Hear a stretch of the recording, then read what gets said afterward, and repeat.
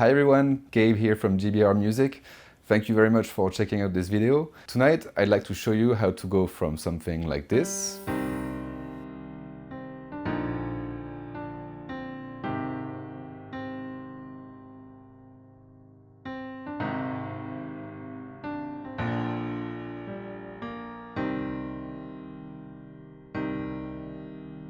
to something like that.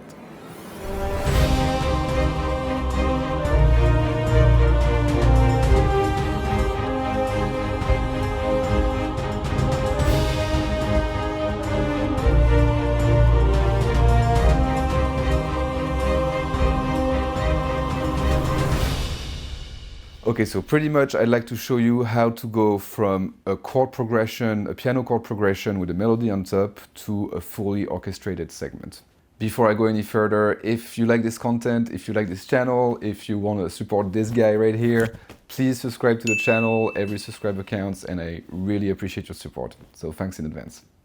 So one of the reasons I'm making this video is that very often when I talk with younger musicians, aspiring musicians, about what I do with orchestral composition and production, I get a lot of reactions like, oh my god, the orchestra is way too big, it's too many instruments to write for, it's too big of an undertaking. And my answer to this is yes, writing for an orchestra is a big undertaking. But the orchestral textures are so rich in nature that you don't necessarily need tons of ingredients in your recipe to make something that sounds big, especially in the cinematic orchestral music.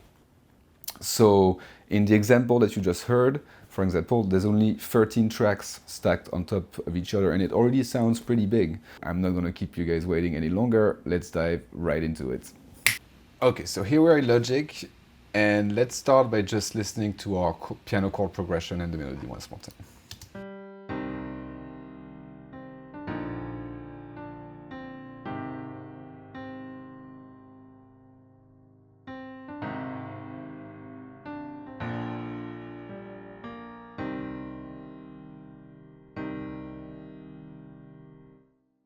Okay, so as you guys can see, it is very, very simple. It's 3 chords, C minor, B flat major, and A flat major, and then going back up. So, and with a little melody sitting on top of that. So now let's go to the orchestra arrangements. So as you guys can see, it is only sitting on 13 tracks, and it's built in 4 major sections. There's the melody on top that I gave to the horns. Then there's the body of the arrangement, the meat, so that's the string section and the choir. And then there's the rhythm section, I like to call it, all the percussions layer, so that's 4 of them.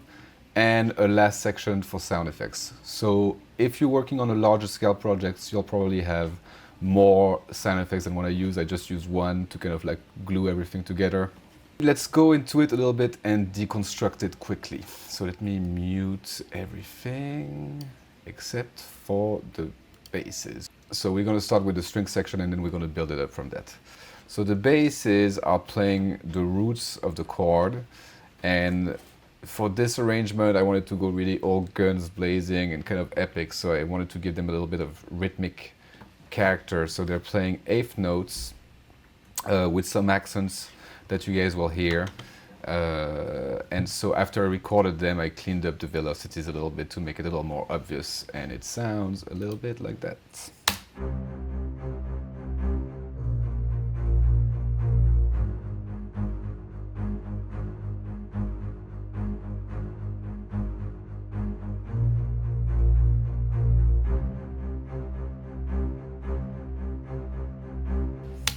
So what I like to do with the bass section usually is like to have like one lower part and then the same part an octave higher, so that I can have like both the muddy sound of the basses and also a little more definition on each note. So this is what I did here.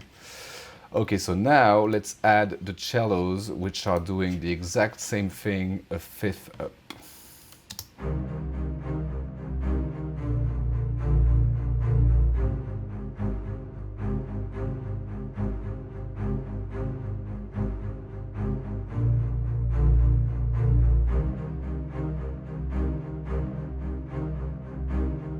Okay, so now that we have the cellos, let's move on to the next layer, which will be the violas. And what I did here is that I played an arpeggio starting on the fifth of each chord, going down and then coming back up. So this one starts on G. And then, spoiler alert, what I did is that I stacked the same arpeggio starting from a different note of the chord for violin 2 and violin 1. So I'll play all three layers one after the other, just adding them on top of each other. So that's the violas.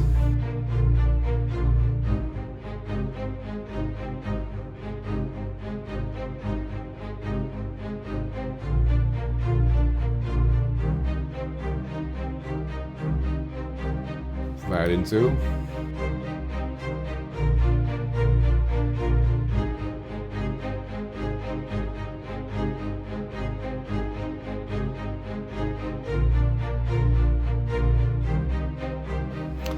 And then finally violin 1.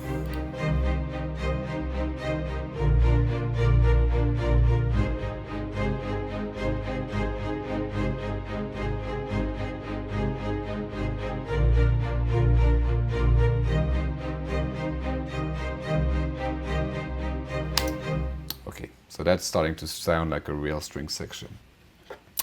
Okay, now we're gonna add the choir on top of all this. So this patch I'm using Metropolis Arc, the high choir, which sounds awesome. So I'm just gonna play, I just recorded the same exact chord I recorded for the piano, and you'll see it gives already a big like boost in energy.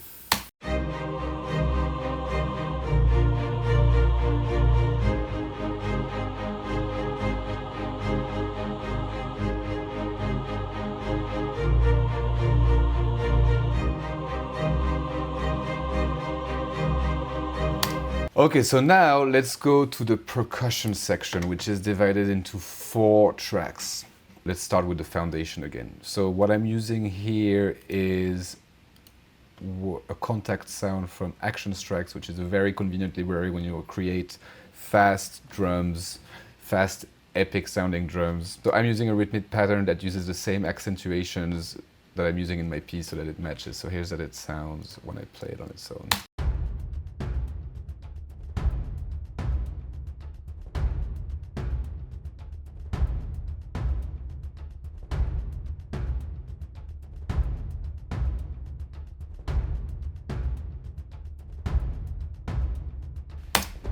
So that sits very nicely under my bass line. Let's play the bass at the same time. Wow.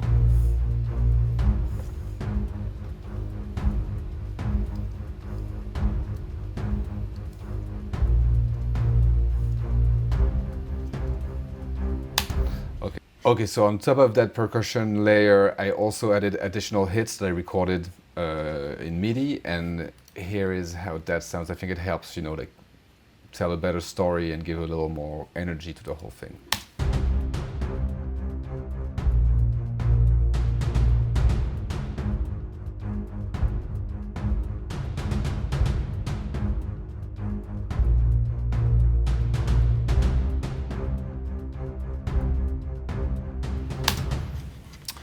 Okay, and on top of that, to add a little bit of ambience and, you know, like rhythmic counterpoint to all this, I added a loop that I found in Contact Damage, which is, Contact is full of little stuff that's really useful for this kind of production, so I highly recommend it too.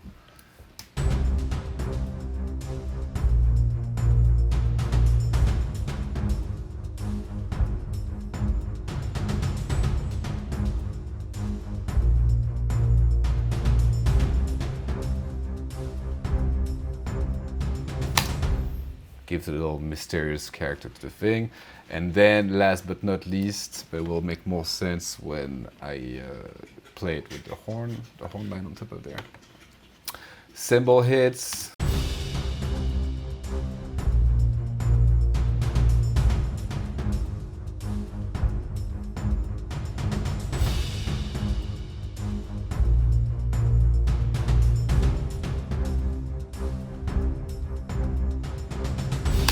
Okay, you get the idea. And last but not least, to glue all this together and also to kind of give a sonic ramp to the whole thing, I added a little rise. So that's another contact plugin, this one from Rise and Hits, and that's the Kagos Stairs, that's the name of the plugin. Sets the stage pretty nicely. So let's hear all of this together now, and then we'll add the cherry on the cake, the melody.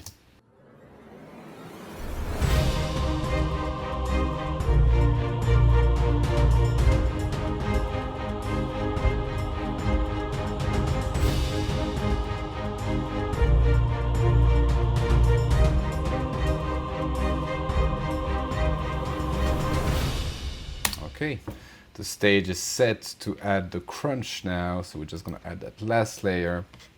This is a horn line that I recorded with Cinebrass Pro, and as you guys can see, I have actually the same line duplicated because I'm using two different articulation. I'm using the legato articulation for the long parts of the melody, and also I like to duplicate the first melody with the patch and add another instance of the instrument with the staccato articulation to give a little more pop to the attack of every note. Let's just hear it.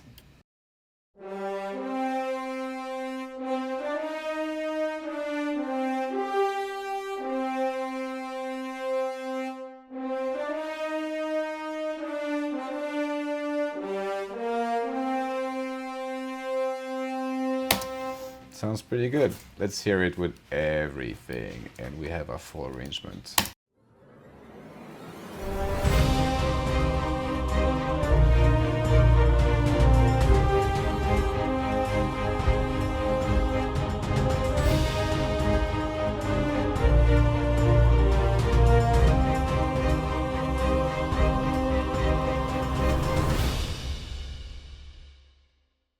And there you have it. You have your full orchestral arrangements in a few easy steps.